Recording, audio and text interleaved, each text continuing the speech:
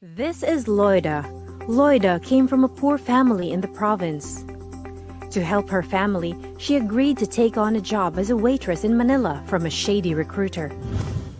Upon her arrival, however, instead of waitressing, she was forced to do sex acts against her will. Loida is a victim of sex trafficking, exploited with very little pay, unable to go back home due to debt and threats. This is an example of human trafficking. Sex trafficking is just one of the many forms of human trafficking. Human trafficking is illegal and is a grave violation of human rights. Over 1,000 Filipinos get trafficked every year for various purposes, holding them against their will. Loida is just one of those many victims of human trafficking in our country. Loida could be your daughter, sister, or friend. Make your move and report to the Interagency Council Against Trafficking, or IACAT, to your local government, or to any government agency for any trafficking incidents, or dial 1343. Save Loida. Save a victim. Stop human trafficking. Di ko to ginusto, akala ko makakaraos ang pamilya ko. Gusto kong lumayo, tumakbo, pakawalan mo ako. Bakit ako nakakulong sa impyerno? Iligtas mo ako dito. Isang tawag mo makakalaya na rin ako. Iligtas mo ako dito. Isang tawag mo makakalaya ako sa impyerno.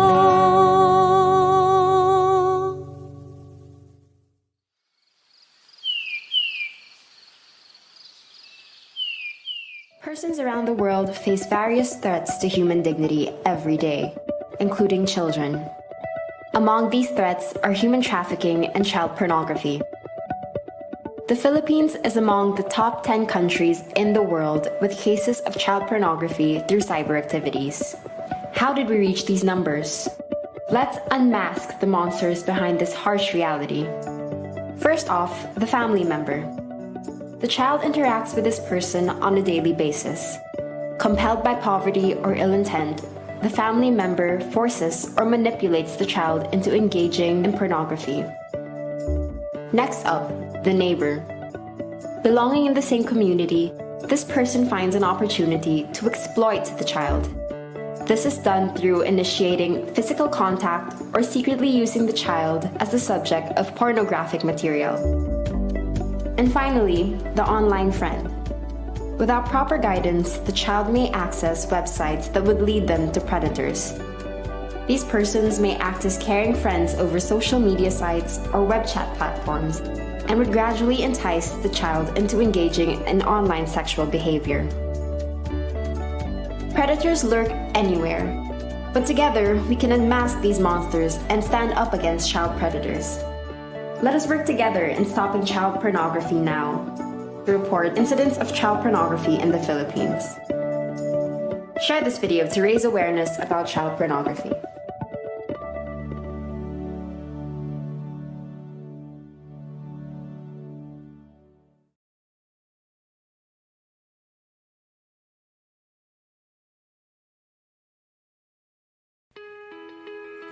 The Commission on Filipinos Overseas, or the CFO, is an agency under the Office of the President created through Batas Pambansa 79 and 980 to uphold the interests, rights, and welfare of overseas Filipinos and strengthen their ties with the motherland. The Commission's clientele consists of Filipinos and their families or permanent residents abroad, have been naturalized in other countries, hold dual citizenships, are spouses, partners, or fiancés of foreign nationals, descendants of Filipinos overseas, and other Filipino youth overseas, J-1 visa or exchange visitor program participants, and Filipino au pairs to Europe.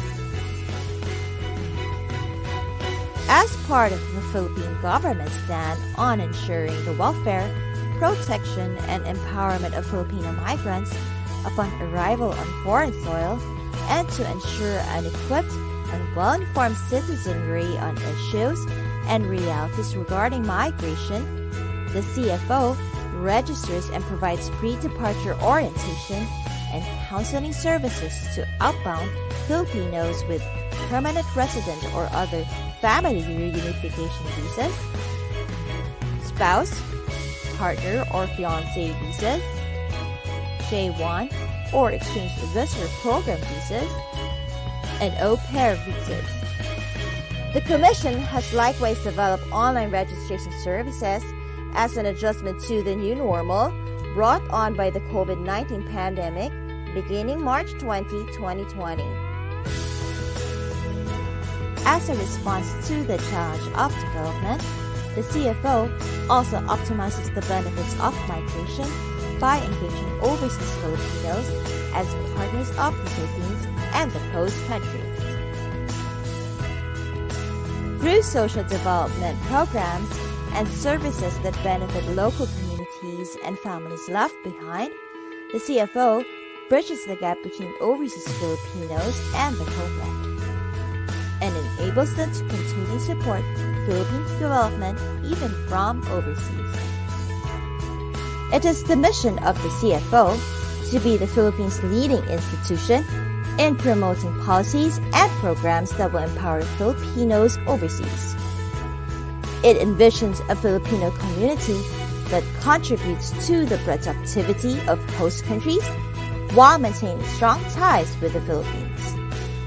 The Commission also serves several important roles in interagency efforts, such as the Interagency Council Against Trafficking, or the IACAT, which is headed by the Department of Justice, and where CFO is the chair of the Advocacy and Communications Committee, the Interagency Committee on Philippine Schools Overseas, as its secretariat, assisting its co-chairs, the Department of Education and Department of Foreign Affairs, and the Interagency Committee on the celebration of the Month of Overseas Filipinos. The Commission is proud of several awards and citations for excellence in the performance of its duties, such as being certified for ISO 9001 Series of 2015 since January 19, 2018, the Gantimpala for Gender Mainstreaming and Responsiveness, the Selyo ng Kahusayan sa Filipino Serbisyo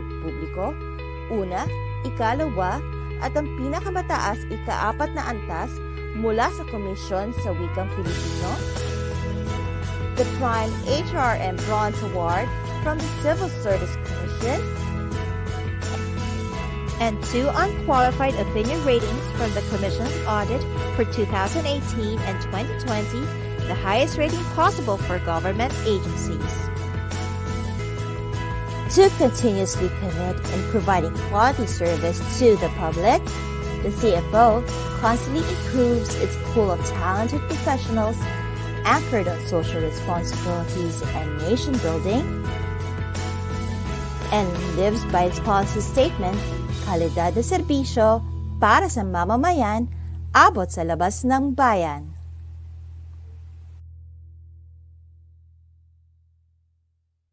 Minsan, may mga taong nagpo-post ng mga sexual na litrato ng mga bata na hindi kailanman dapat i-share. Sa tuwing ang litrato o video ay na-share or nare-reshare, kahit na upang maghayag ng galit, takot o pagkagulat, ang batang nasa litrato ay lalo lamang napapahamak. Iligal ang pag-share ng mga ganitong litrato. Ang pag-like, comment, o kaya ang pag-share nito ay lalo lamang nagdudulot ng kapahamakan sa bata. Pero makakatulong ka. Kapag makita mo ang ganitong mga image o video sa Facebook, i-report ito. Tulungan ang mga bata.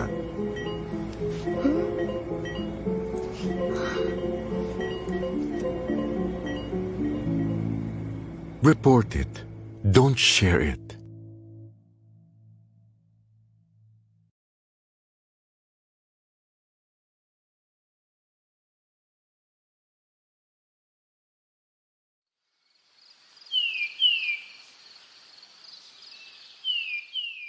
Negosyo. Yan ang tingin ng mga kriminal at sindikato ng human trafficking sa mga taong gustong makawala sa kahirapan. Maayos na trabaho, malaking sahod, libreng pag-aaral, bawang kasinungalingan. Ngayong panahon ng pandemya, marami ang nagipit na pamilya. Sinabayan pa ng sunod-sunod na malalakas na pagbagyo. Ilan sa ating mga kabarangay, walang-wala at desperado.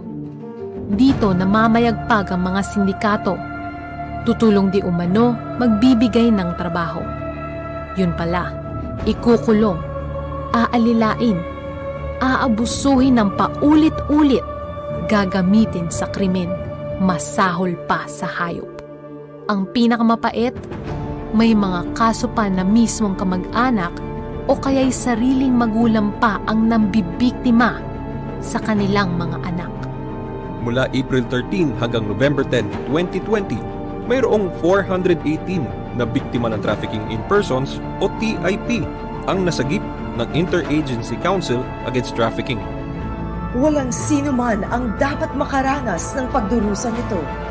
Papayag ka bang may mabiktima pa sa ating mahal sa buhay? Tayong mga nasa barangay, dapat parating mapagbatyag, mapanuri at matalino upang hindi mapasukan ng mga kawatan at sindikato ang ating komunidad at ma-rescue ang mga nangangailangan ng saklolo. Ano ba ang dapat gawin?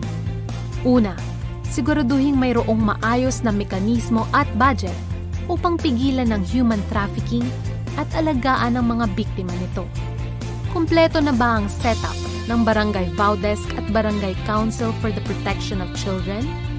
May kumpletong listahan ng residente, lalo na ng kababaihan at kabataan? May situationer na ba ukol sa kababaihan at mga kabataan? May ordinansa na ba para labanan ng TIP? May hotline at social media accounts na ba ang barangay para sa sumbong ng taong bayan? Ikalawa, humanap ng kakampi. Ipakalat ang impormasyon para pigilan ang TIP. Nagsagawa na ba na advocacy campaign sa mga CSOs, faith-based organizations, samahan ng mga kababaihan at kabataan, group leaders, mga magulang o guardians, volunteers, at iba pa para maging kaisa laban sa TIP? May regular information drive na ba sa komunidad para mapigilan ang illegal recruitment at TIP? Ikatlo, bantayan ang mga sumusunod na senyales ng human trafficking sa komunidad. Nakatira sa amo na ubod ng higpit. Kalunos-lunos at siksikan ang tirahan. Ipinagbabawal ang pakikipag-usap sa iba. May takot sa mukha o kaya'y marka ng pisikal na pang-aabuso. Wala o napakaliit ng sahod. Menor de edad na pinagtatrabaho o nasa prostitusyon. May kasamang iba-ibang bata na hindi kaanak. May nagbabahay-bahay na nangangako ng malaking halaga o sahod. Sunod-sunod ang pag-claim ng pera mula sa remittance centers. Kung sakali may kahinahinalang mga tao at may mga senyales tulad nito, alam na ba ng mga mamamayan kung ano ang gagawin? Kahit pa dumaraan tayo sa matinding pagsubok dala ng pandemya, mga sakuna o kaguluhan, walang magiging puwang para sa mga human traffickers kung handa at tulong-tulong ang buong komunidad. Pangunahan nating mga nasa barangay. Sa atin, unang makita ang malasakit at pagpapahalaga sa karapatan ng ating kapwa, lalo na ang kababaihan at kabataan. Tulungan at gabayan sa pagbangon ang mga nawala ng hanap buhay at pag-asa. Sa ganitong paraan na ipakikita natin na bawat buhay, bata man o matanda, o kahit may kapansanan, mahalaga. Hindi tamang inegosyo ang ating kapwa-tao. Wakasan na ang trafficking in persons.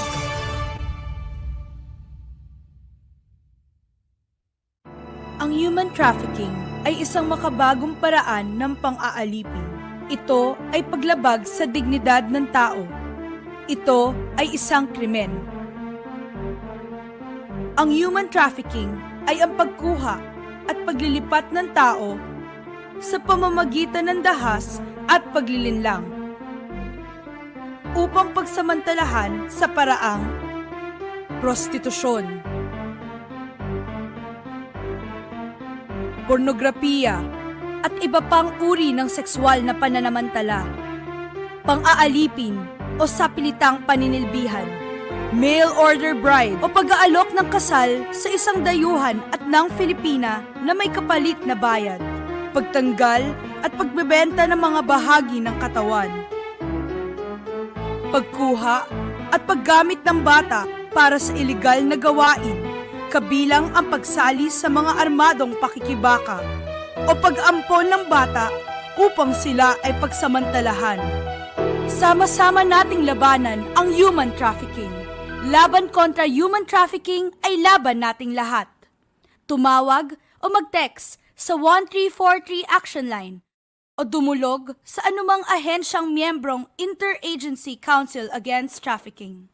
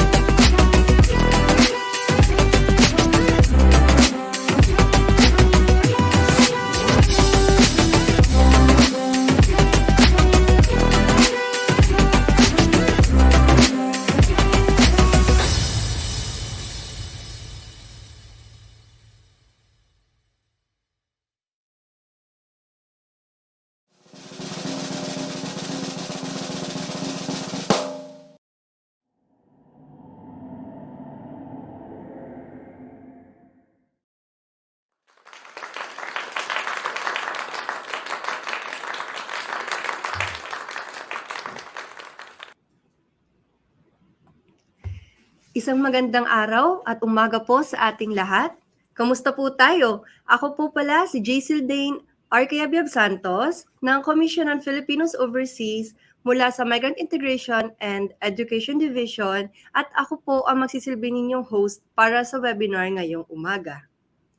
So, ang Human Hindi Laruan webinar series ay isinasagawa ng CFO bilang nangungunang ahensya ng Interagency Council Against Human Trafficking, Advocacy and Communications Committee or AYACAT Advocom sa pagpapalaganap ng impormasyon at pagbibigay ng kamalayan sa mga issue at mga alalahanin tulad ng human trafficking at ang iba ning uri nito, ang pagtukoy sa iba pang mga aktibidad na maaaring may kaugnayan dito.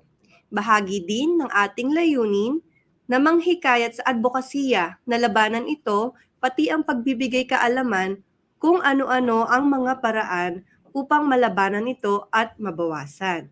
Bilang pagdiriwang ng National Children's Month ngayong pong buwan ng Nobyembre, ay tinatampok po namin ang baril-barilan, gulo sa paaralan bilang ating ika-11 serye ng Human Hindi Laruan webinar series at ika-4 naman po na webinar para po sa taong 2022, naglalayon po ang webinar na ito na makapagbigay ng impormasyon tungkol sa trafficking of children in conflict areas at ang mga hakbang na isinasagawa at ipinapatupad ng ating pamahalaan upang labanan ito. Okay, so tayo po ngayon ay napapanood sa ating official Facebook pages na Commission on Filipinos Overseas, pati rin po sa ating 1343 action line. So, nice po naming anyanyahan ang lahat to please like, share, and subscribe. Idamay ko na rin po ang aming YouTube CFO Live YouTube page at bilang pagbabahagi ng sa inyong mga social media accounts, mangyaring gamitin sana natin ang mga hashtags na hashtag 2022 HHLWS BBGSP. So yun po ay abbreviation lamang ng ating webinar title. Again, it's hashtag 2022 HHLWS BBGSP. Pati rin po ang ating iba pang hashtag na hashtag break all chains, hashtag human hindi laruan, at ang hashtag 1343 action line against human trafficking. Okay po. Sa ating pagpapatuloy, narito po ang magiging takbo ng ating programa sa umagang ito. Okay. Ang ating programa po, so panalangin, pambansang awit, mga paalala, ano ang trafficking of children conflict areas, saan maaaring tapos po nito ay ang talakayan kasamang ating panauhin at ang saan maaaring mag-report ng trafficking at finally ang pagtatapos ng seremonya. Okay po, simulan na po natin ang ating programa sa isang panalangin na susundan ng ating pambansang awit.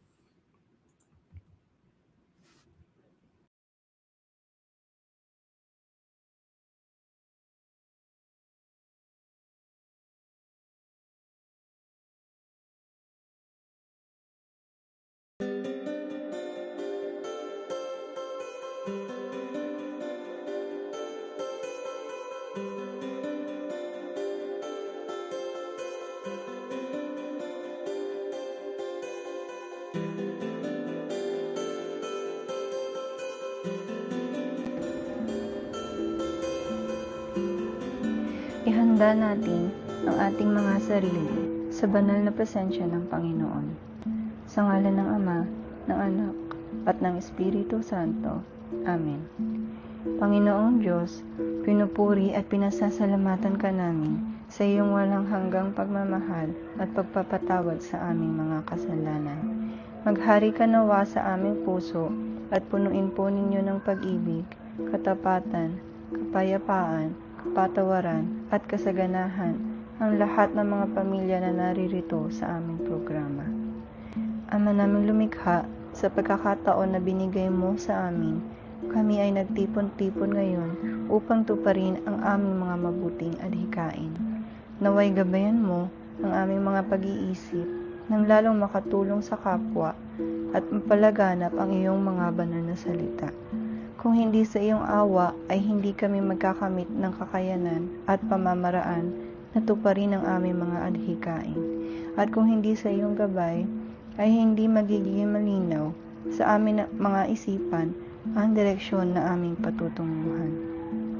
Gabayan mo, Ama, ang lahat ng mga maglalakbay papunta sa ibang bansa. Bigyan niyo po sila ng proteksyon laban sa sakit na COVID-19 at sa mga taong magtatangkang samantalahin ang kanilang mga kahinaan. Pagkalooban mo po sila ng kakayahan na masuri ng tama ang mga impormasyon na ilalatag sa kanila sa ibang bansa. Ganon din po, patuloy naming itinataas sa inyo ang lahat ng aming medical frontliners at lahat ng mga taong nagtatrabaho upang labanan at maiwasan ng pagkalat ng sakit na COVID-19. Patnubayan po ninyo sila upang mapagtagumpayan po namin ang kasalukuyang pandemya. Mahal na Panginoon, basbasan mo ng iyong grasya ang bawat isa sa amin, kabilang ang aming mga pamilya at mahal sa buhay. Punuin po ninyo kami ng banal na Espiritu upang mapanatiling malinaw ang patutunguhan ng aming talakayan sa umagang ito at nang sa iyong pangalan ay maging matagumpay ang aming programa. Sa ngalan ng Ama, ng Anak, at ng Espiritu Santo. Amen. Mga kababayan, ang pambansang awit ng Pilipinas. Kayang magiging, etos ang silanganan, araw ng puso, sa titik mo'y buhay. Upang hinirang, kuya ka ng mahiting, sa mandulupin, di ka pasisingil, sa nagataputok sa simoy at sa langit mo pagaw, ay hinatang tuglakawin sa pagkayang minamahal. Ang isang ng matawad mo'y tagumpay na nagtinig, ang bituin at araw niya kailan pamay di magtitinig. Luwa ng araw ng walang pagsinta, buhay langit sa piling mo. Ang bigaya na pagkay mamangin, ang mamatay ng dahil sa'yo.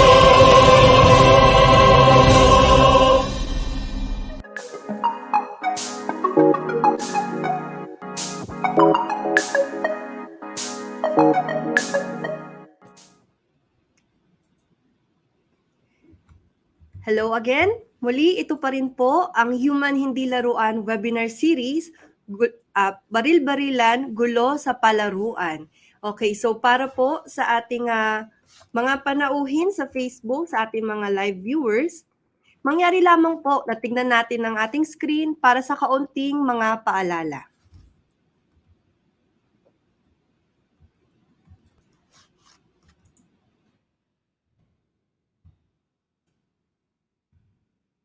Okay po, ang mga sumusunod po ay mga paalala para sa maayos na dalay ng ating programa. Maghanda ng mga lapis o ballpen para sa mga bagay na nais tandaan mula sa talakayan o screenshot ito. Okay, so dahil ito po ay isang online event, posible pong tayo ay magkaroon ng technical na problema, kaya manatili lang pong nakasubaybay at ito po ay aming aayusin. So kung kayo naman po ay nawala o aksidenteng na-exit sa Facebook Live, hanapin lang po ang 1343 Action Line Facebook page at mahahanap po muli ang ating live streaming po doon. So ang Facebook Live na po ito ay mare-record ng automatic at pwede po itong panoorin muli. At ang inyong mga katanungan mula sa registration nung nagawa nating nauna po ay aming sasagutin sa ating talakayang bahagi. Sa mga hindi pa po nakarehistro, bukas pa rin po ito sa ating registration link na makikita pa rin sa ating 1343 Action Line Facebook page.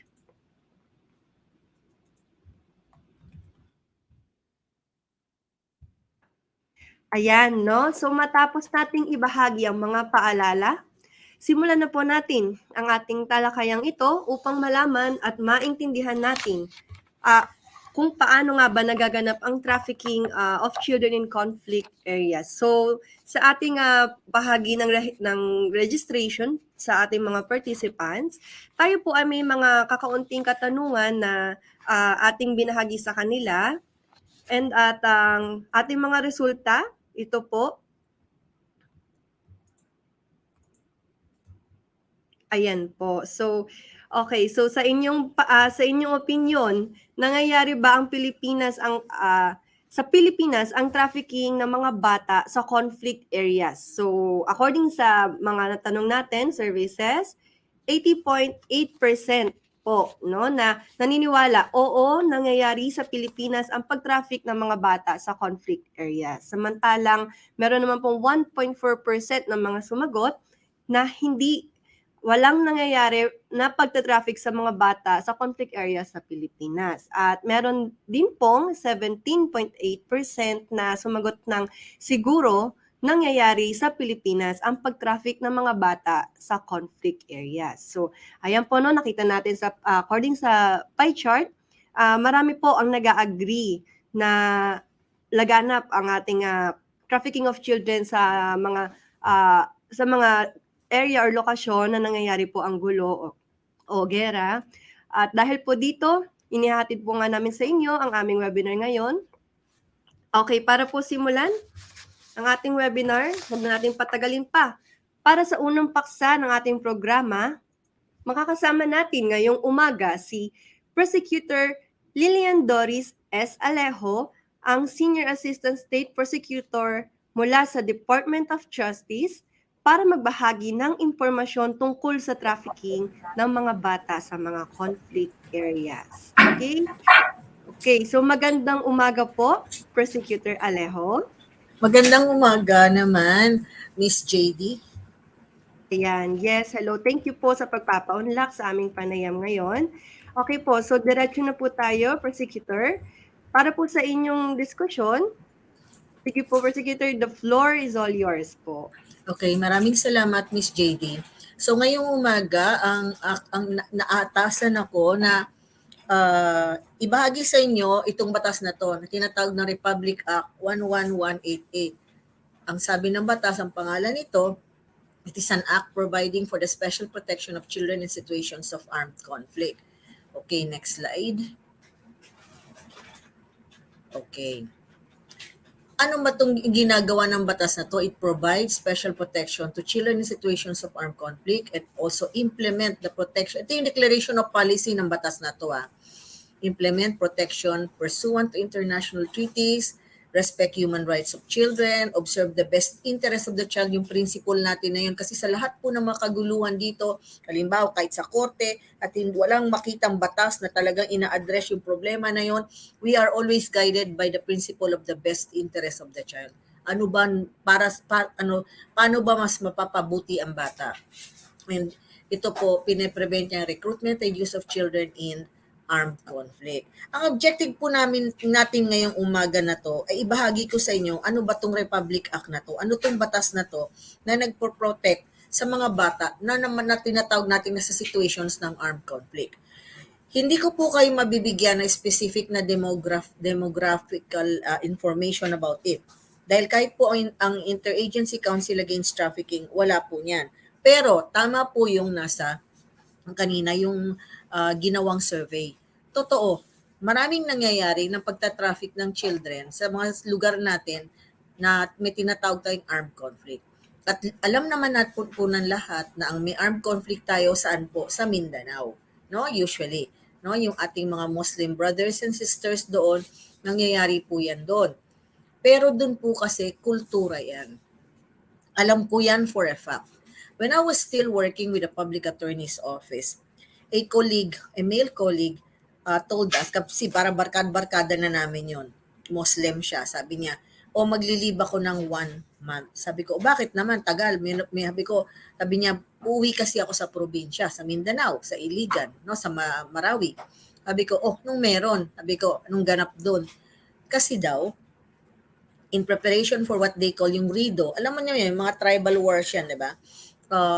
tuturuan daw niya yung mga batang 12 years old na humawak ng baril at kumbaga matutong makibaka. And these are 12-year-old children, no? Mga male children. So, as early as the 1990s, because I served the public attorney's office in the 1990s, meron na talaga, accepted na po bilang part ng kultura yan. Na wala pa tayong batas na poprotekta sa mga bata. As in wala pa, no? Ngayon, di sinabi namin kawawa naman yung mga bata. Sabi nila kultura daw nila 'yon. Okay. Aside from the our brothers and sisters in the south, the Muslims, no? Meron din po tayo yung mga nasa mga areas na known kung saan nandoon ang mga rebels, di ba? Alam natin 'yan. Like for example, yung part yata ng Surigao, part ng Quezon, marami niyan, 'di ba? But then again, hindi din natin makuhanan yan ng tawag nito ng kumbaga accurate statistics, no? Dahil syempre, first and foremost, hindi nila sasabihin talaga yan na may nangyayari sa ganilang area, ganyan. Hindi po ba? Okay. So itong batas na to, ginawa ito para ayan po yung pinaka-objectives, itong mga binasa ko sa harapan ninyo. Dapat dito pinakahuli, prevent recruitment and use of children in armed conflict.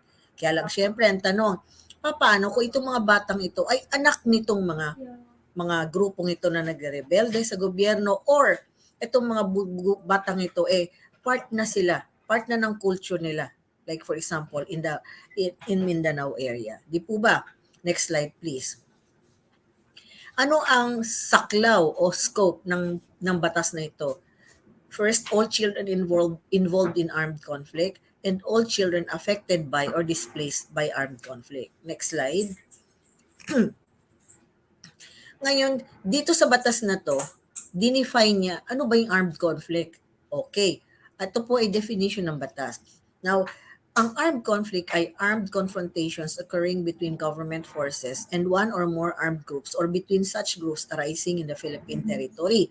It also includes activities which may lead to or are undertaken in preparation of armed confrontation or armed violence that put children's lives at risk and their rights violated. Next slide. Sino naman ang child? Unang-unang batas natin na nag-define ng child ay ang Republic Act 7610. Yan yung ating anti-child abuse law. Kumbaga, kinuha nitong batas na ito yung konsepto ng bata o child doon sa atin Republic Act 7610. Unang-una, a child is a person below 18 years of age. Yung minor de edad, kung tawagin, child siya sa ating batas.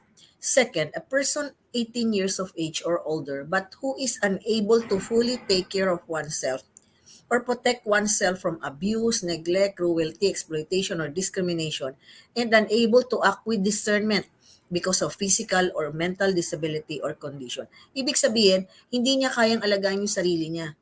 Kailangan para mabuhay siya, kailangan siyang alagaan. Considered siya as a child sa ating batas. Next slide, please. Now, ano naman itong mga children involved in armed conflict o yung tinatawag na SIAC? They refer to children who are either forcibly, compulsorily recruited or who voluntarily joined a government force or any armed group in any capacity. They may participate directly in armed hostilities as combatants or fighters or indirectly through support roles such as scouts, spies, saboteurs, decoys, checkpoint assistants, couriers, messengers, porters, cooks, or as sexual objects. Yung parang nung panahon na nga po, yung tinatawag na comfort women, no? Okay, next slide. At ano naman tinatawag na CSAC? Yung children in situations of armed conflict. They refer to all children involved in armed conflict, children affected by armed conflict, and internally displaced children because of the armed conflict. Next slide. Children affected by armed conflict. These are all children population experiencing or who have experienced armed conflict. Yung kumbaga, di naman nila kasalanan, doon sila pinanganak sa area na yun kung saan may armed conflict, no? Next slide. Ano naman ang mga karapatan ng mga children in situations of armed conflict? First, they are considered as zones of peace. Ano tinatawag na zones of peace? Ito yung mga siguro mga simbahan, not necessarily ng mga Katoliko, siguro yung place ng worship. Kumbaga, hindi dapat magkaroon ng barilan, patayan. Zones of peace yan. Ngayon, di-inad natin ito na ang mga bata, kung saan sila nandun, dapat considered na zones of peace. Kahit hindi sila nakatira sa area na yon, kahit naglalaro lang sila, they are considered zones of peace at hindi dapat pakibalik. Hindi dapat magkaroon ng mga barilan doon, etc., etc. And they have the right to life, survival, and development. They have the right for special respect and protection against any form of abuse, neglect, exploitation, and violation, especially in the context of armed conflict. And they are treated as victims, not as offenders. The right to be treated as victims.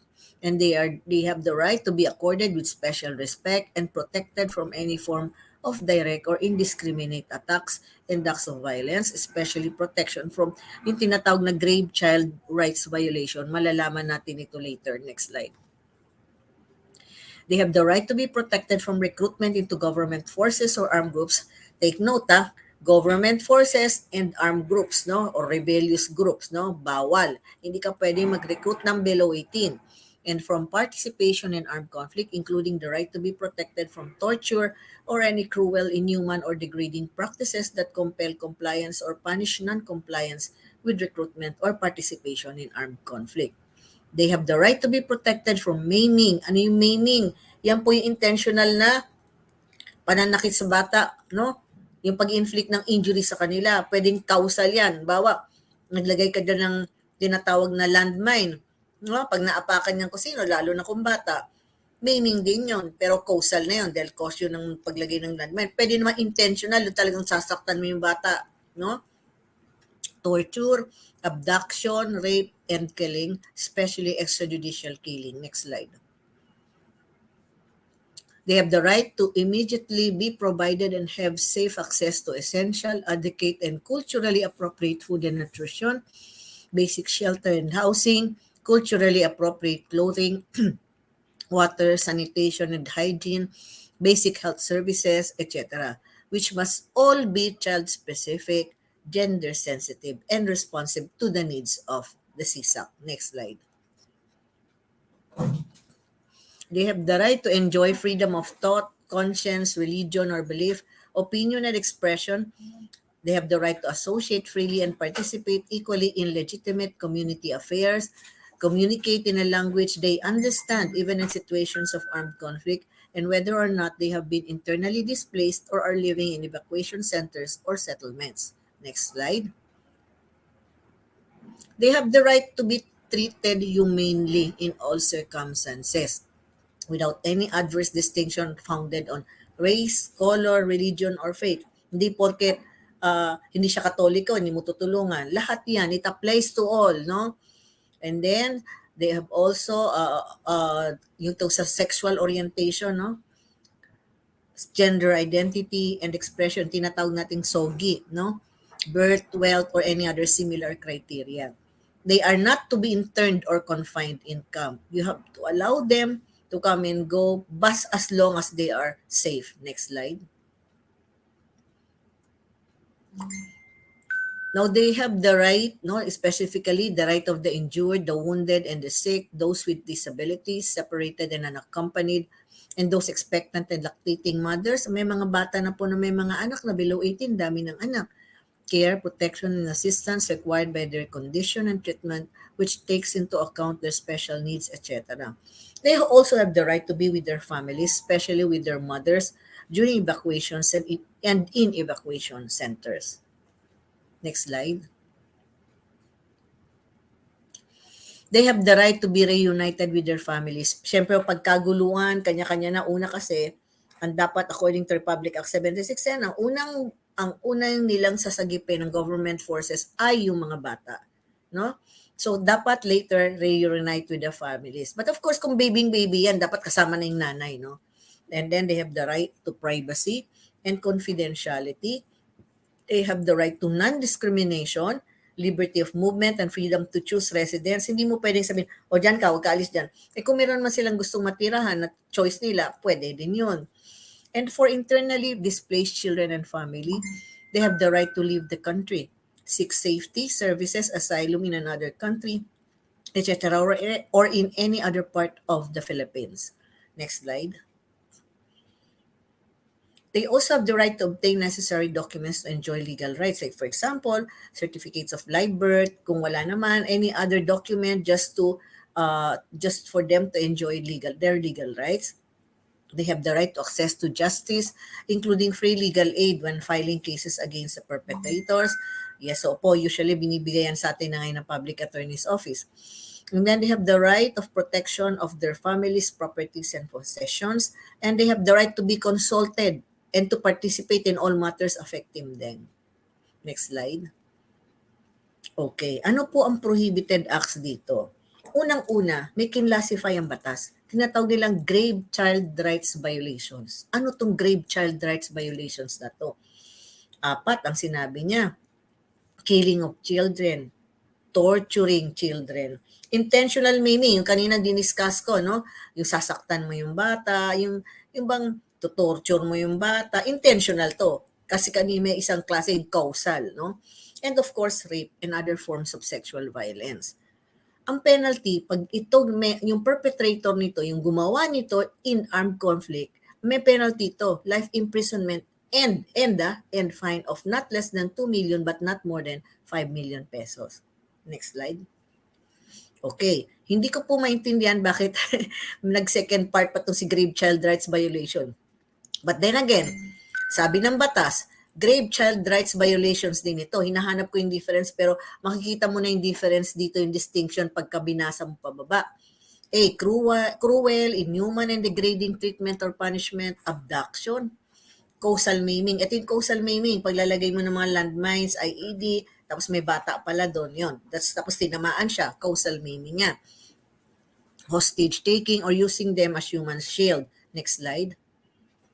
Recruitment, conscription, or enlistment into government forces and other armed groups, acts of gender-based violence, refusal or denial of humanitarian access or assistance, use or involvement in armed conflict in any capacity. Next slide. Attack on schools, hospitals, places of worship. Kasi dapat zones of peace sila eh. Evacuation centers and settlements and other public places such as recreation parks, playgrounds, and malls. Ano, pag na-violate mo na itong specific na to, mga shampoo ito eh, no? Ang penalty mo is imprisonment of not less than 4 years but not more than 20 years and ulit, and a fine of not less than 1 million pesos but not more than 2 million pesos. Okay? Kung titingnan niyo yung penalty, mas mababa kaysa dun sa nauna, no? Mga life imprisonment yon. Next slide. Other prohibited acts. Yung batas, nag-enumerate pa siya ng mga prohibited acts pa. Hamleting. Ano ba itong hamleting na to? Yung bang i-segregate mo sila, parang i-isolate mo sila. Pagkatapos dun sa pag-isolate mo nun, hindi siya makakakuha ng pagkain, hindi makakakuha ng medical services. Yung talagang, kumbaga, i-isolate mo para makontrol mo siya. Hamleting yon. And then food blockade, ayaw mong payagan pumasok ang pagkain doon. Intentional delayed reporting of a child in custody. O alam mo naman, meron dong, may rescue kang bata, dinelay mo yung pagre-report. Pahirapan muna natin yan kasi ano yan, rebelde yan. Prohibited act po yan. False reporting of a child in custody. O kaya nagloko-loko ka, meron kami dito, ganyan-ganyan. False reporting yan. False branding of children or labeling as siyak. Or sasabihin mo, itong batang ito, nakuha mo lang naman sa kalsada, street child. Sasabihin mo ganyan, ano yan, siyak yan. Mali po yun. Next slide, please. Arrest, arbitrary detention, or unlawful prosecution of children allegedly associated with armed groups or government forces. Judgmental ka kagad. Nakita mo, pag-gala-gala, hindi mo makita kung saan ang magulang. Bigla, nasa ano kayo, area ng armed conflict. Bigla ka na lang nag-conclude, ano yan? Siyak yan, ganyan-ganyan. Prohibited action dahil hindi ka pa nakakasiguro. Anong penalty niyan? Imprisonment of not less than 6 years but not more than 12 years, and ulit and a fine of not less than 500,000 pesos but not more than 1 million pesos. Next slide. Other features po nito. Meron po dito sa batas, ine-enumerate paano magpe-prevent ang state. Siyempre, yun yung mga non-recruitment, ito the government forces, etc. etc. Halimbawa naman, magulang ang nag-utos sa bata nito, no? Parental accountability yung tawag dyan. Susundin natin yung batas ng PD 603, the Child and Youth Welfare Code, RA 7610, the Anti-Child Abuse Law, RA 9208, yung ating Anti-Trafficking in Persons Law, at tapos 9231, the worst forms of child labor, RA 9851, talks about international humanitarian law, Republic Act 10364, which is the mandatory law to our original anti-trafficking law, which is RA 9208. Yung RA 10364 po na ngayon, binago pa rin, may further amendment, yung Republic Act 11862. No? Tapos involvement of child, if the involvement of the child is due to parental action or inaction, wala lang. Na-involve siya doon sa armed conflict, yung parents wala lang. Parent or yung parent directed or ratified involvement of the child. O sige, sumama ka doon, buti nga, ganun. Mali din yun. Where the child acted as a parent's agent or servant, o yan nga, inutusan pa ng magulang, or the child is entrusted with a dangerous weapon or instrument by the parents, no? Ano yan? May prohibition po yan. The parents' accountability will be, will be tackled or will be meted out under the laws that we have mentioned earlier. Next slide. Non-implementation or violation of RA 11188 by a public officer. Alam niya, dapat gagawin niya, dapat i-implement niya, pero hindi niya implement, ni-refuse niya i-implement, basta lang ayaw niya. Anong penalty doon? Imprisonment of not less than 6 years but not more than 12 years and ulit, perpetual absolute disqualification from the public office. And there is also this thing like non-implementation to inexcusable negligence or ignorance. Alam ng public officer na to, dapat implement niya, pero wala lang, deadma. Iyan mo siya. Ay, may penalty po yan. Imprisonment of not less than 1 month but not more than 6 months and ulit, temporary special disqualification from public office. Next slide. Now, in addition to imprisonment, this particular public officer would also be administratively liable, no? And there is forfeiture of proceeds, property, and assets doon sa mga na-accrue, na kumbaga na naipon na mga assets, na property ng mga perpetrator gawa dito sa mga child trafficking na to in armed conflict. Ito po kumbaga this is only the first law that I know na merong non-prescription. No prescriptive period. Anong ibig sabihin ng prescriptive period? Example po, ang rape. Ang rape po, ang prescriptive period niya ay 20 years. Halimbawa, na-rape si Juana nang siya ay 10 years old. She has until she becomes 30 years of age within that period to file the rape. No? Yun ang tinatawag. After 20 years, from the date of the incident, from the date of the rape, prescribed na, hindi na siya makakapag-file ng case. May prescriptive period po yan. Okay, ano ang other offenses? For light offenses like for example, sampalan lang, no? Slander, siguro in 3 months, yan ang prescriptive period niyan. Pag lumampas diyan, ay hindi ka na makakasumbong, wala na, prescribed na, tapos na. Kumbaga sa gamot is expired na, ganun. Okay? Now, there is also irrelevance of official capacity. Kumbaga, pantay-pantay paparusahan ng batas. Kay general ang nag-commit niyan, kay ordinaryong sundalo, kay ordinaryong PO1 lang, pantay-pantay ang treatment ng law. Irrelevant. Nung ngayon kung general ka, may ginawa kang kasalanan, ikaw paparusahan. Yun. Responsibility of superiors, orders from superiors. Yung mga superior, magiging responsible yan kapag yung kanyang subordinates ay may ginawang kasalanan o maging perpetrator dito sa offense na to. Responsible yung superior, di ba? Alam niya na ginawa ng kanyang subordinate. So, magiging responsible din siya. Or, nag-take ng order from the superior itong subordinate, utos ni sir ay talagang mapaparusahan din si sir.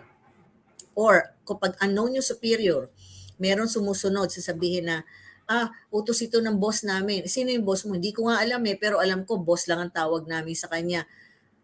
Alam mo, sinong mga magiging responsible dyan? Yung gumagawa in behalf of this unknown superior. Yun. Next slide. Now, the family court has original and exclusive jurisdiction of these offenses. The Commission on Human Rights, the Department of Justice, and the Philippine National Police are to designate prosecutors or investigators which shall be trained, no?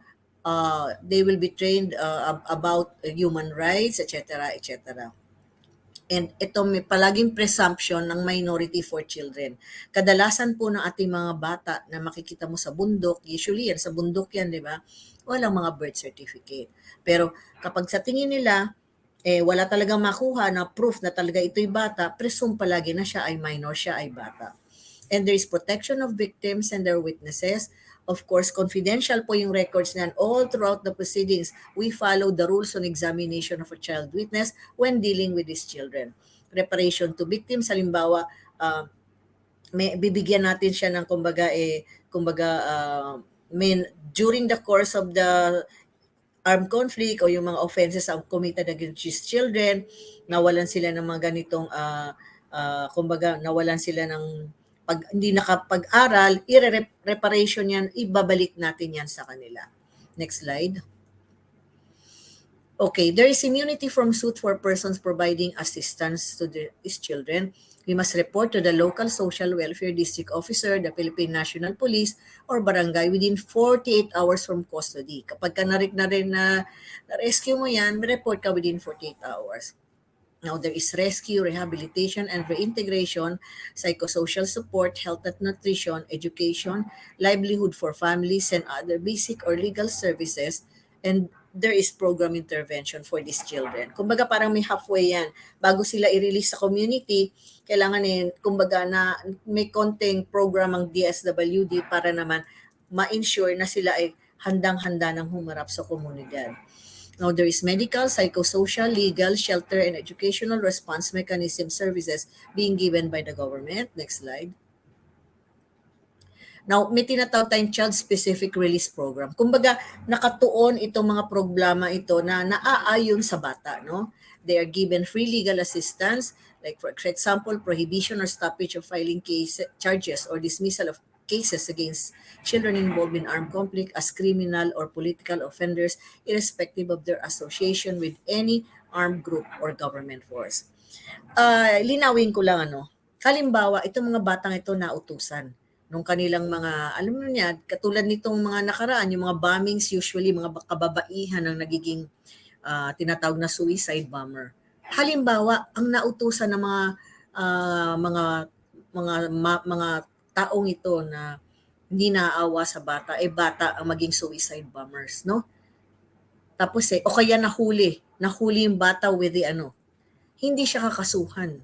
Kasi siya ay sinunod lang niya yung utos nung kanilang kumbaga o kanilang chieftain or whoever, kung anong tawag nila sa kanilang boss, no? Sinunod lang niya, na-rescue siya, hindi siya kakasuhan. Bakit? Yan po ay in furtherance of this armed conflict, para ma-achieve yung armed conflict. However, pwede po siyang kasuhan kung hindi naman po related or hindi naman in furtherance of the armed conflict yon. Like for example, sabihin sa kanya, sige, manggulo tayo, sige, mag-start na tayong manggulo dito, magnakaw na kayo ng ating magiging supplies, di kasama yung mga bata, nakaw. Ngayon nakita nitong bata, isang pagkaganda-gandang batang babae or the teenager, at ni-rape niya. Hindi po kasama yun doon sa in furtherance, no? Pwede po siyang kasuhan ng rape kahit bata din siya, pero siya po ay tinatawag nito may privilege siya under our Juvenile Justice and Welfare Act, yung tinatawag na Republic Act 9344. Sinusunod po natin yan. At sa lahat po ng bagay-bagay, we always follow the principle of the best interest of the child. They should not be subjected to tactical interrogation or any similar forms of investigations, especially by the police and the military. Next slide. Okay. Yung pagdating doon sa mga rescued children involved in armed conflict, they are not to be used for any political propaganda nor unnecessarily exposed to the media. Palagi po we follow the principle of confidentiality. Confidential ang proceedings niya from the time that they were rescued. Confidential po yun. Now, dito, itong batas po na to, na-create po yung IAC-CSAC, Interagency Council for Children in Situations of Armed Conflict, no? Ang chair po ang CWC, on the Council for the Welfare of Children. Ang members po, Armed Forces of the Philippines, Commission on Human Rights, Department of the Interior and Local Government, Department of Health, Department of Education, Department of Justice, Department of National Defense, the DSWD, and our different LGUs, local government units, the National Council on Indigenous Peoples, the National Council on Muslim Filipinos, and then itong OCD natin, OPA, PCW, the PNP, and 2 civil society organizations or NGOs. Next slide. Okay. There is also dismissal of criminal cases. Di-dismiss po ang cases of children with pending case and who reach 18 years old, no? Ibig sabihin, halimbawa, nakapend yan sa piskalya, investigation. Kapag in furtherance po talaga ng situations of armed conflict, di-dismiss yung kaso nila. At pag kahit nasa court, ganun din, i-dismiss, no? Tapos, kapag na-convict naman yung mga bata, tapos nagsiserve na sila ng sentence, i-apply po yung retroactive application of the law. So, ibig sabihin, marirelease sila at madi-dismiss yung kaso sa kanila. Next slide. Maraming salamat po sa pakikinig. Meron po akong napansin dito sa chat box na mga katanungan. No? Ang sabi po, paano po tayo makakatulong sa mga batang biktima ng trafficking in conflict areas bilang mga sibilyan, lalo kung baka pati tayo ay madamay sa gulo. I-report po natin, kanina nakita natin, sa DSWD, Philippine National Police, or the barangay at alam nila ang kanilang gagawin na. Pangalawang tanong, rescue the child in conflict areas. What are the Prosecutor procedures? Alejo? Yes. Ayan, Miss Ju. opo, nako. Opo, una po sa lahat, magpapasalamat po kami para po sa inyong naging discussion, no, kasama ang ating live audience. Opo. So bago po ang ating talakayan or yung mga katanungan natin na bahagi, ayun po sa ating live audience, hello, at ating nakuha mula po kay Prosecutor Alejo na sa ating para po ito sa mga bata, no, alalayan natin ang mga bata gaya po ng sinabi binahagi ni Prosecutor Alejo, always for the best interest of the child. So kapag po may mga ganitong pangyayari, let's keep that in mind. Okay, so opo, no, ngayon ay hindi na natin patatagalin pa. Okay, napakaganda po ng ating naging diskusyon with Prosecutor, and now ito na ang ating inaabangan na talakayan. Mula po sa ating mga nagrehistro, ang mga kanilang katanungan ay ating tinake note at ngayon naman po ay i-discuss natin with our prosecutor. Okay, Prosecutor Alejo, let's go to the first question. Ito po ay mula kay Miss Cheska Tingzon. So, Prosecutor, gaano ba kalala ang mga kaso ng mga trafficking of children in conflict areas? Na-mention ko na earlier, no, na Yes, wala Prosecutor. tayong specific statistics dyan. Unang-una, actually nagtanong ako sa isang kasamaan kong piskal dito. Siya ay nasa task force ng terrorism. At siya ngayon ay actively na nag-aaral sa military. Nag-ano siya ngayon, no? Sa Department of National Defense. Alam ko, thesis niya to. Alam niyo ba ang nakakuha pa ng statistics nito ay yung UNODC. Hindi tayo. No? Tinatanong ko, kailan yan? 2018 pa daw. Napakahirap kuhanin talaga yung statistics dyan. Unang-una, kapag makikita mo mga bata na to, doon sa tinatawag natin nasa bundok, wala naman sigurong malakas ang loob na pumunta sa bundok para lang magtanong statistics. And then next, makikita mo yan dito sa mga kapatid natin sa Muslim Mindanao. Of course, they are not that open to giving us information because for them, that is their culture. That is their way of life. So you see, napakahirap magkuha ng mga statistics dyan. But we know for a fact that these problems exist. Diba? Okay. Okay po. Thank you, Prosecutor. Ayan po, no, ating nalaman na bagamat laganap po itong trafficking of children sa mga conflicted areas, ayan po, wala lang po tayong, hindi lang natin ma-identify for sure ang ating data para po dito. Okay, magtungo po tayo sa kasunod na katanungan. Mula po kay Miss Vivian Panigbatan. Prosecutor, ano naman po ang maaaring gawin, ito na po yung kaninang nabanggit nyo rin, ng LGU upang maiwasan ang trafficking in conflict areas sa mga bata? Actually, ang sabi ko, this is a culture versus the law, no? Napakahirap yan. Pero mangingibabaw ang batas natin. Kaya hindi sila open na magbigay ng impormasyon. Kasi syempre, ayaw nilang mapatawa ng parusa ng batas, di ba? But then again, this is their way of life. No? Kawawa ang mga bata. Sana siguro mamulat ang kaisipan nila na ito yung mga bata na dapat naglalaro at nasa eskwelahan. Maawa sila, bata ito. Siguro manggagaling na rin siguro yan ang magiging part ng LGU kasi bawat lugar naman may LGU, di ba? So most probably yung local government unit na kung saan nandoon itong mga makikita natin mga komunidad na to, pwede sila mag-start at sabihin ng kumbaga mag-info drive sila anong karapatan ng mga bata, no? Mag-campaign sila, bata ito, bata, kailangan naglalaro, kailangan nasa eskwelahan. Tama?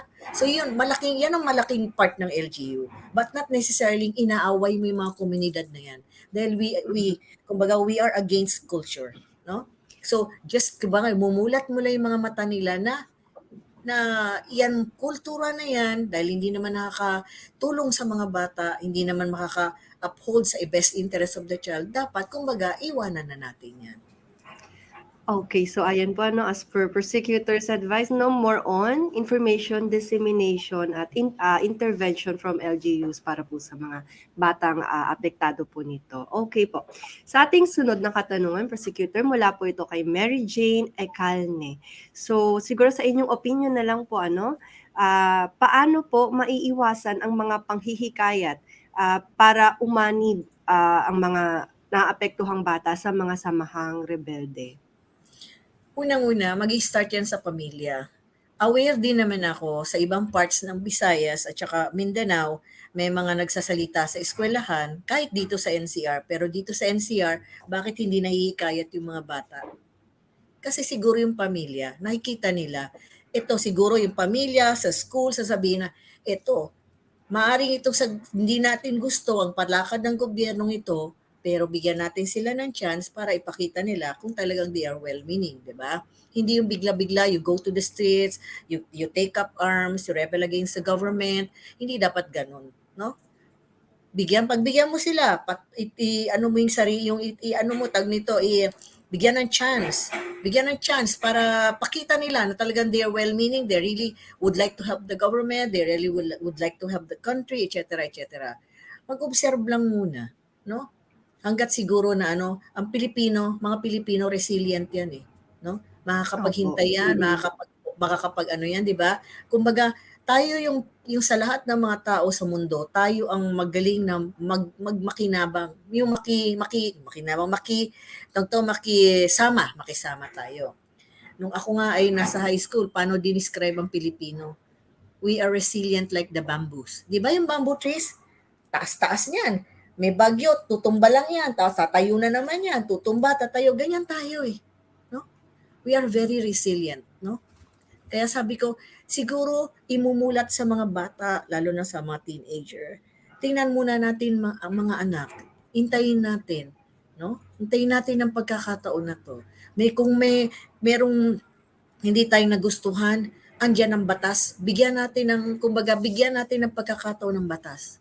Kasi sasabihin kagad ng iba, nako, wala yang puro korap yan. Hindi po lahat ng tao korap. Hindi po yan. Ako na po nagsasabi. Ako po ay isang fiscal.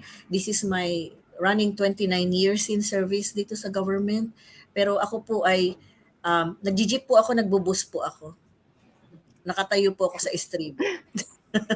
Opo. Ngayon sabi ko nga, pagka nagtataksi ako, sinasabi ko dun sa mamang taxi driver, kung ako po ay korap, ako po ay wala dito sa taxi ninyo. Diba? Yes, so hindi lahat po. Mayroon din naman. Parang ordinaryong tao, may merong taong masamang ginagawa, meron namang may mabuting ginagawa. So palaging ganun po. Hindi palaging lahatan yan. Okay? Okay, opo.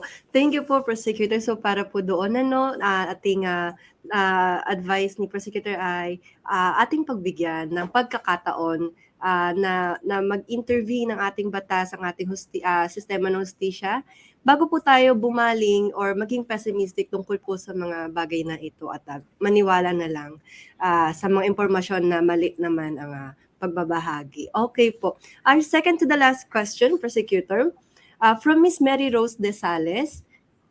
Again, this is for your opinion po. Yes.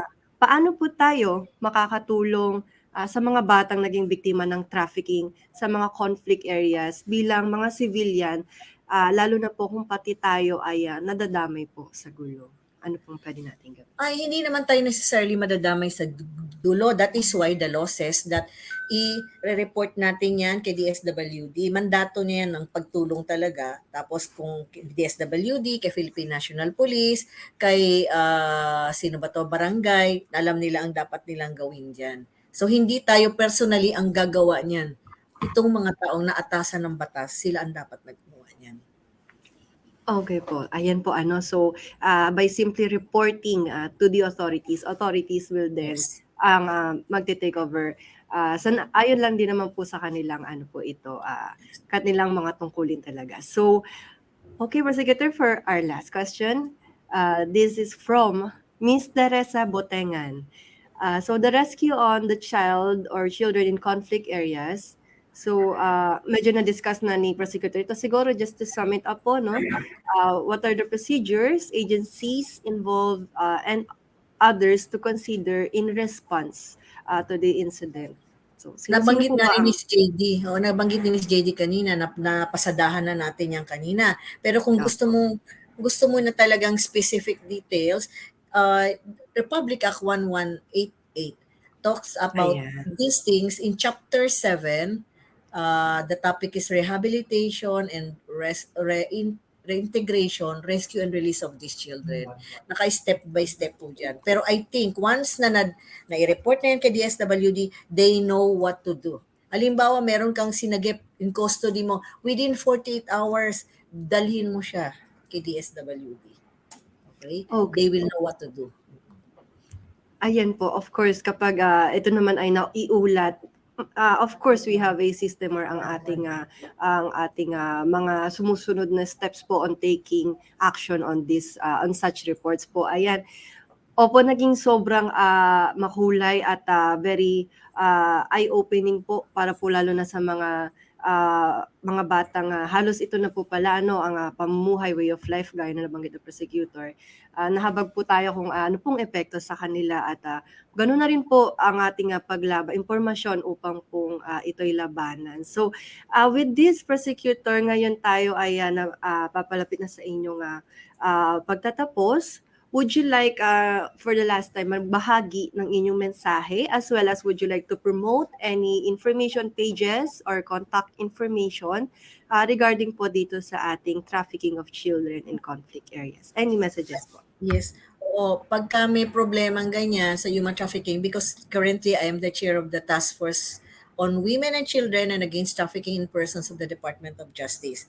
Ang amin pong, kumbaga, sa layman's terms, sa aming talent manager, itong IACAT, itong Interagency Council Against Trafficking, which is a separate entity from our task force dito sa DOJ.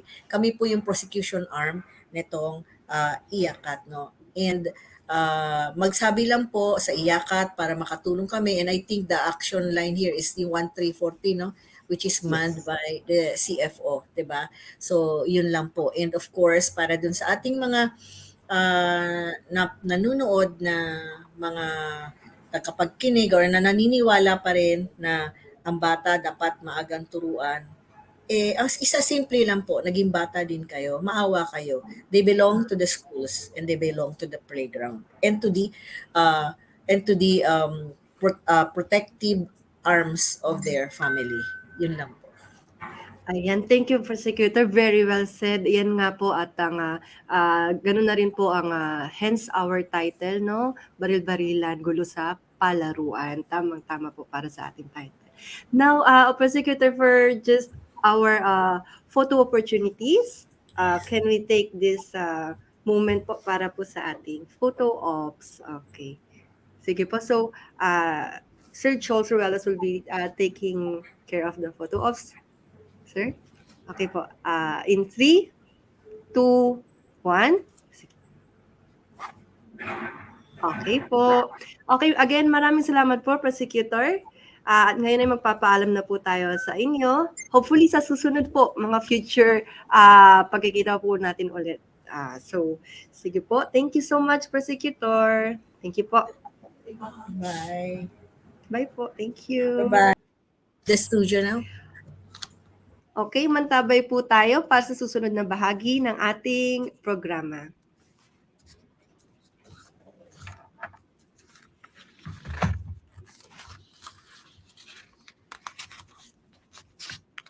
Ayan, okay. So, hello muli sa ating lahat, lalo na sa mga masugid nating taga-subaybay.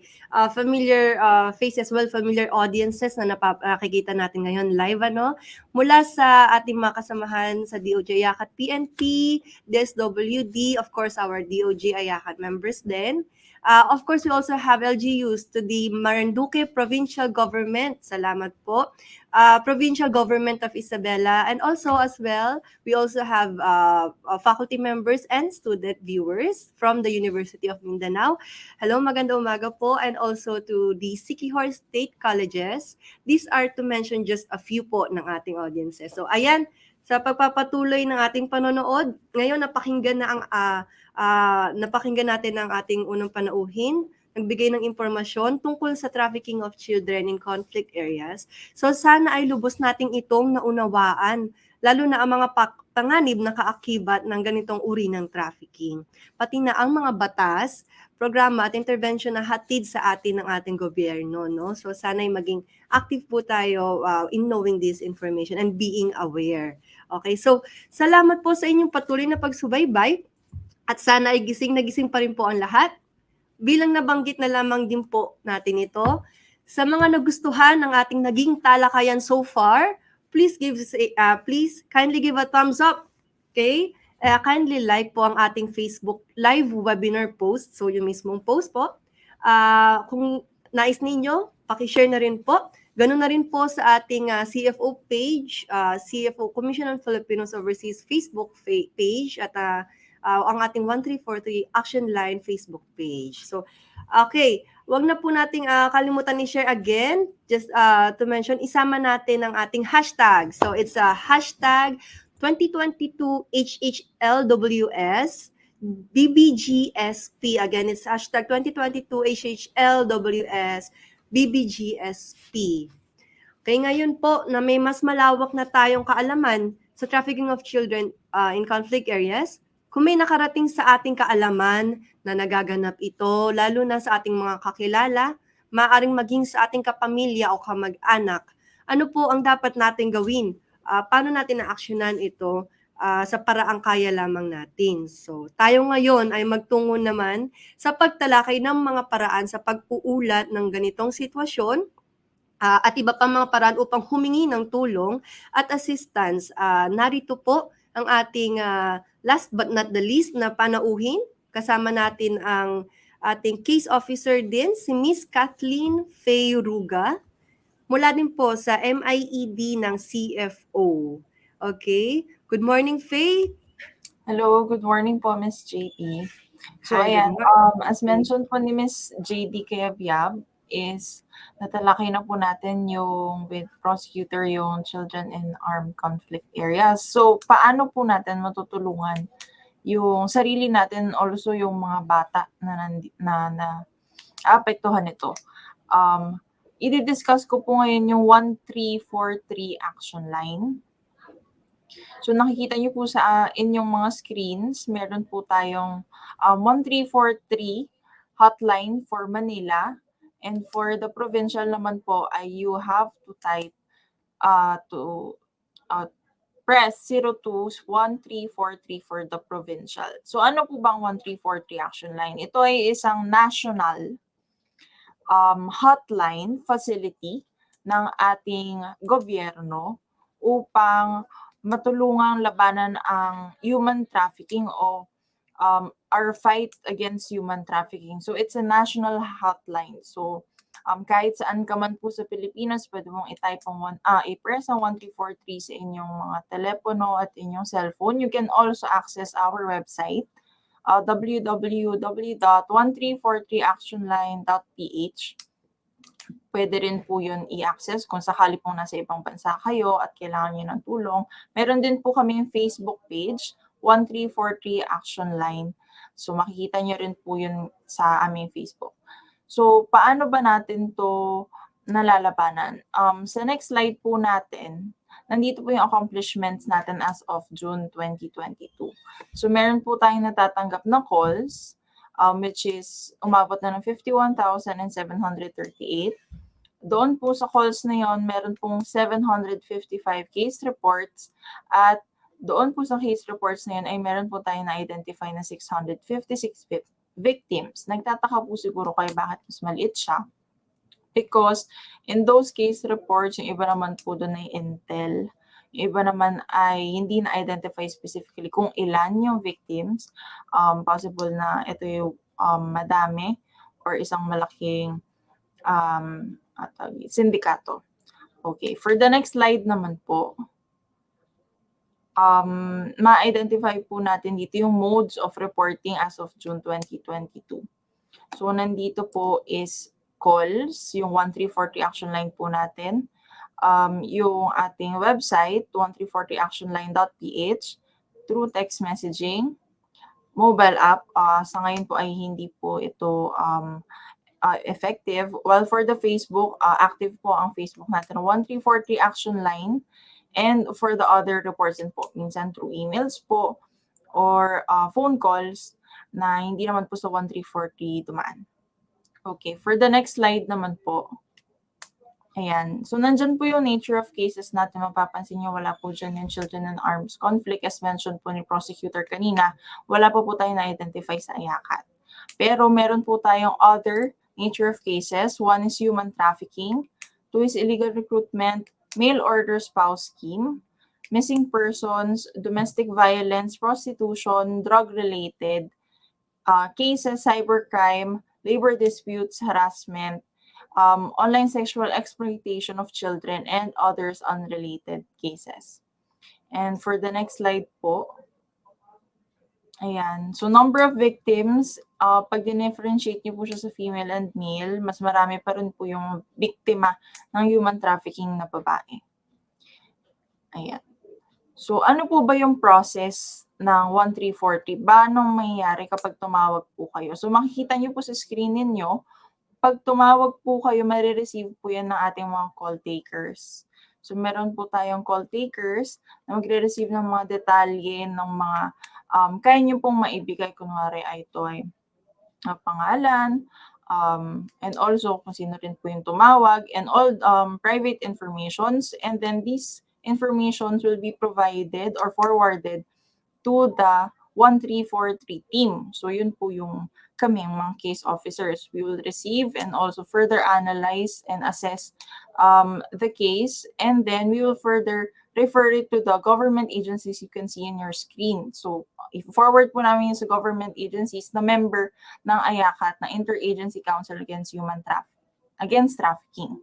And then after po nun, actionan po natin yun, and also babalik din po sa inyo. So i-update din po namin yung tumawag, or most importantly yung family ng alleged victim. And for the next slide, mapapansin niyo po na syempre during pandemic po is most of us, or madami po sa atin ay online po ang ginawa. So ganun din po ang ginawa ng CFO bilang chair ng Advocacy and Communications Committee ng IACAT. So nag-move din po kami, or biniden po namin yung aming information dissemination, hindi lang through banners, posters, and primers. Ginawa din po namin to online. So pumunta po kami sa Facebook at sa YouTube, And also, through Messenger, na-share din po namin yung mga webinars na ginanap natin. And as mentioned by Ms. Kebia po kanina, this is our 11th o pang-11 na webinar series na po natin para sa human hindi laruan. So kung meron po kayong mga gustong balikan na topics, pwede nyo po dalawin yung aming Facebook page para po makita nyo yung iba pang schemes ng human trafficking. Ayan. So for the next slide, papakita po namin yung primer. Ito yung also the banner. Ayan. And the primer and also yung banners din po makikita nyo sa next slides.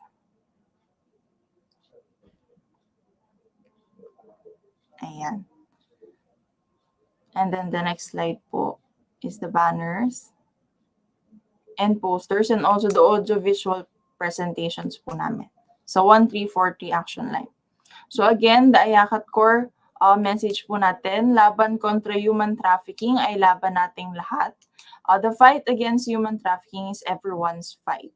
So we have maintained tier 1 ranking by the US report in TIP.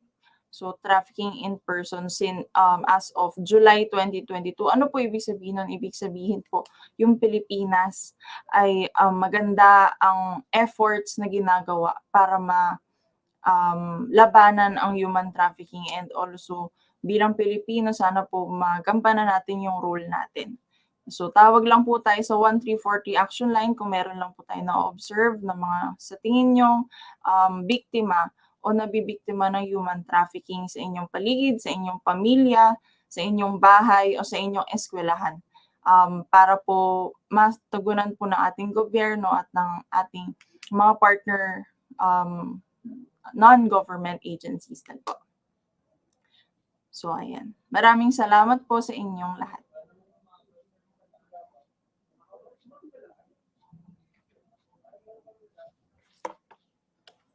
Ating nakasama again si Miss Kathleen Faye Ruga. Maraming salamat, Faye, sa iyong pagbabahagi ng impormasyon tungkol sa ating 1343 action line against trafficking. Muli po ating tandaan, 1343 stands for I can help you, or pwede rin po yan na we can help you. So tayo lang po ay magulat sa tuwing meron po tayong kaalaman tungkol sa magantong uri ng trafficking. Again, thank you, Faye. Ngayon naman po, sa ating natatapos na tayo sa ating huling bahagi ng programa. Sa mga dumalo ng ating webinar ngayong umaga, maaari ninyong makuha, for your information po, ang inyong mga e-certificates of attendance matapos pong masagutan ang ating webinar feedback form. Okay, sa pamamagitan lang po ng pagtungo ng link na makikita natin ngayon sa ating screen.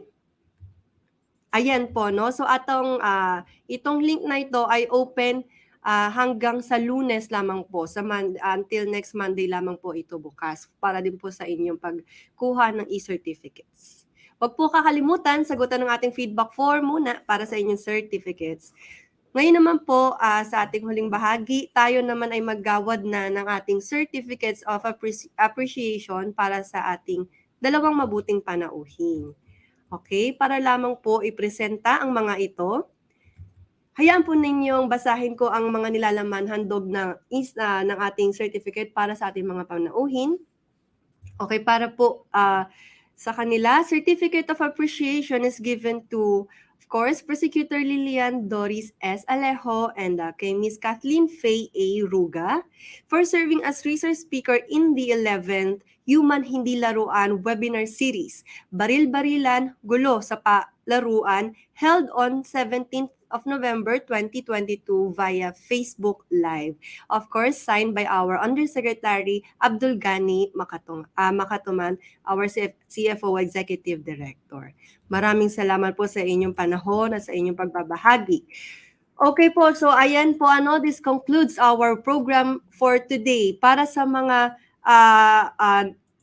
nating na manonood, muli ito po ang Human Hindi Laruan webinar series, Baril-Barilan, Gulo sa Palaruan. Muli, wag pong kalimutan magsagot ng ating online webinar feedback form para makakuha muna ng inyong e-certificates. Okay? Para sa mga interesado pa sa ating mga naging nakaraan na webinar, sa iba nating naging topics, maaari ninyo itong balik-balikan at mapanood po sa aming 1343 Action Line Facebook page, pati na rin po no, sa aming CFO Live YouTube page. Huwag din po kalimutan mag-follow, like at subscribe sa ating official social media pages sa YouTube at Facebook, sa ating ding iba pang social media accounts. Okay, so thank you in advance po for liking and sharing and supporting us all throughout po. So muli, ako po si GD Cayabyab Santos, nagpapasalamat at maligayang bumabati muli ng araw sa ating lahat. Maraming salamat po. Thank you.